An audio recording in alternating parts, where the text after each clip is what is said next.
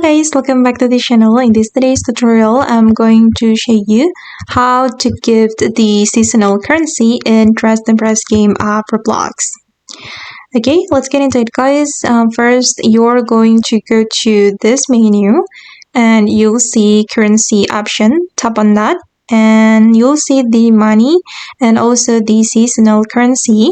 Click on the seasonal currency menu, and if you want to give your seasonal currencies to your friends in Dress and Press, you can click on this icon.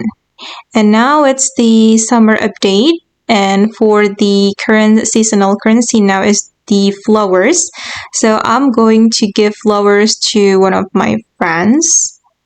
Okay, wait. I'm going to close it and I'm going to click on this menu. Okay, I'm going to click on this icon like this, and then you can click on gift. Okay, and click on gift like this. Oops, I don't have enough props. I need to have 100 Robux to gift. But yeah, just like this. Okay guys, and that's how you can gift seasonal currency in Dress and Price game of Roblox. I hope this video will be useful for you. Thank you so much for watching and bye!